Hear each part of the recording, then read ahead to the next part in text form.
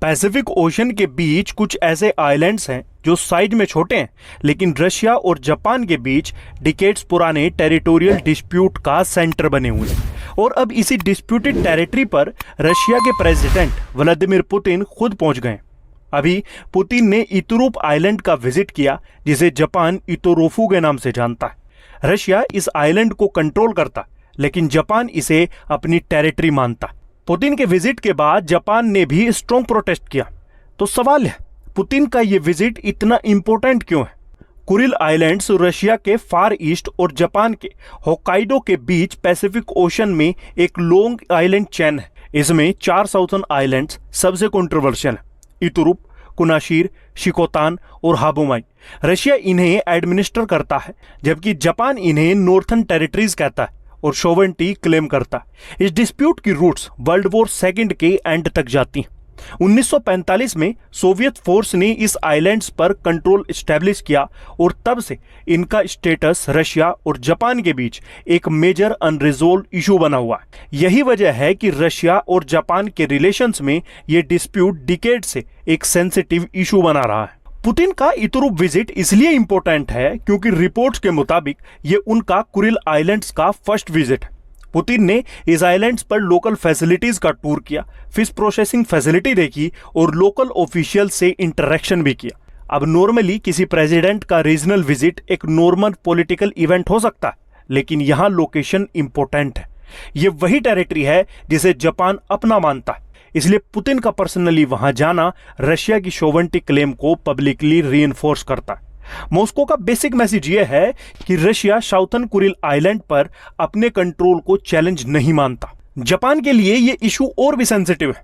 Tokyo southern Kuril को अपना northern territories मानता है, इसलिए जापानीज गवर्नमेंट ने पुतिन के विजिट पर स्ट्रॉन्ग ऑब्जेक्ट राइज किया। जापान के प्राइम मिनिस्टर ने इस विजिट को एब्सोल्युटली अनएक्सेप्टेबल बताया। यानी रशिया के लिए यह एक प्रेसिडेंशियल विजिट हो सकता है, लेकिन जापान के लिए यह डायरेक्टली टेरिटोरियल सोवेरेनिटी का इशू है। और इसी वजह से एक पुराना डिस्प्यूट दोबारा इंटरनेशनल हेडलाइंस में आ गया। अब सबसे इंटरेस्टिंग पॉइंट, ये आइलैंड सिर्फ टेरिटरी के लिए इंपॉर्टेंट नहीं है। Kuril chain sea of Okhotsk और पैसिफिक ओशन के बीच स्ट्रेटेजिकली लोकेटेड है। रशिया के फार ईस्ट और पैसिफिक सिक्योरिटी के लिए ये जियोग्राफी इंपॉर्टेंट है। इसी रीजन में रशिया ने मिलिट्री इंफ्रास्ट्रक्चर भी मेंटेन किया हुआ है।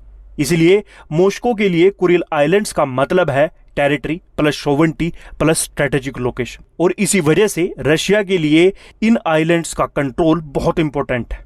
अब सवाल ये उठता है कि क्या पुतिन जापान को वार्निंग दे रहे?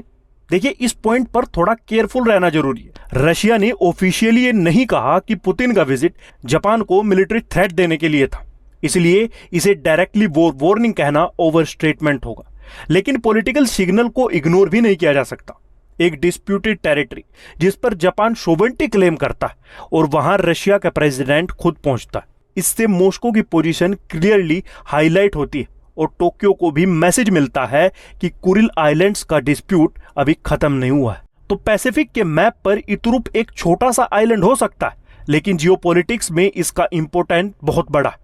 यहां वर्ल्ड वॉर सेकंड की legacy, Russia Japan rivalry, territorial claim और पैसिफिक सिक्योरिटी सब एक साथ कनेक्ट होते हैं। पुतिन का विजिट किसी इमीडिएट वॉर की बिगिनिंग नहीं है, लेकिन ये डेफिनेटली रशिया की पोजीशन को रीइंफोर्स करने वाला एक स्ट्रॉन्ग पॉलिटिकल सिग्नल है। अब सवाल ये है कि क्या कुरिल आइलैंड्स का डिस्प्यूट सिर्फ डिप्लोमेटिक प्रोटेस्ट तक लिमिटेड रहेगा या फ्यूचर में ईस्ट एशिया का एक बड़ा स्ट्रेटेजिक फ्लैश पॉइंट बन सकता है?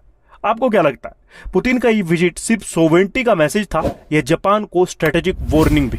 कमेंट में अपना ओपिनियन जरूर बताइए। मिलते हैं अगली वीडियो के साथ। जय हिंद।